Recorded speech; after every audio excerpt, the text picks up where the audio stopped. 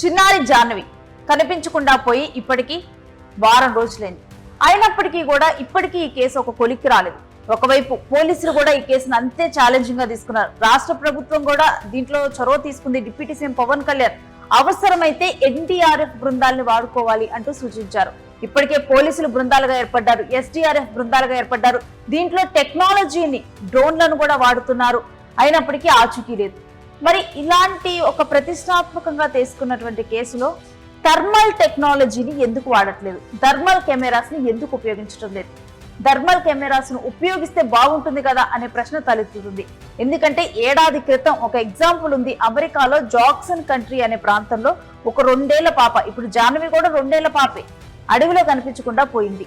గంట తర్వాత పోలీసులు వచ్చారు. కేవలం 2 ఏళ్ల పాపను చీకట్లో 16 నిమిషాల్లో కనిపెట్టారు. ఇది ఎలా సాధ్యమైందంటే పాపను వెతకటానికి హెలికాప్టర్లో వెళ్లి ఆ పాప తప్పిపోయిన ప్రదేశంలో థర్మల్ కెమెరాను ఉపయోగించారు.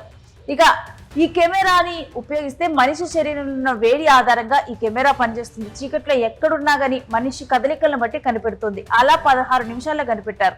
ఇక తునిలో తప్పిపోయిన చిన్నారి విషయంలో కూడా ఇలాంటి థర్మల్ కెమెరా వాడితే బాగుంటుంది అని చెప్పి వాదనలు వినిపిస్తూ ఉన్నాయి.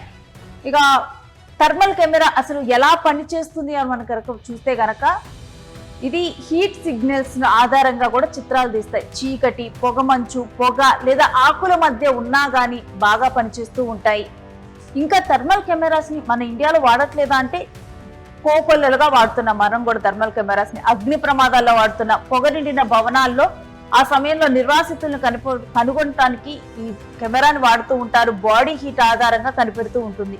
ఇక భూకంపం వచ్చినటువంటి ప్రాంతాల్లో శిథిలాల కింద చిక్కుకున్న వారిని గుర్తించడంలో కూడా ఇవి కీలక పాత్ర పోషిస్తూ ఉంటాయి.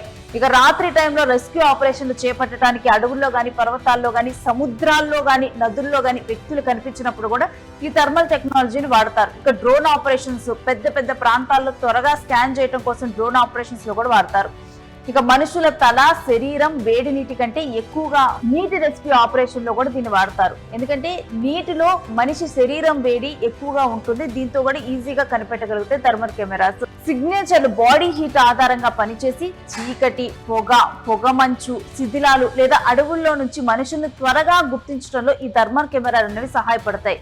భారతదేశంలో ఫైర్ సర్వీసులు, ఎన్డీఆర్ఎఫ్, ఎస్డీఆర్ఎఫ్, పోలీసు బృందాలు, డ్రోన్ టీములు ఇలా విస్తృతంగా వాడుతున్నటువంటి ఈ థర్మల్ కెమెరా సర్వీస్ ను చిన్నారి పాప జాహ్నవి తప్పిపోయిన విషయంలో కూడా వాడితే పురోగతి సాధించే అవకాశం ఉంటుందంటూ కూడా చాలా మంది ఈ థర్మల్ కెమెరా టెక్నాలజీని ఈ కేసులో ఉపయోగించండి అంటూ కూడా మాట్లాడుతూ ఉన్నారు.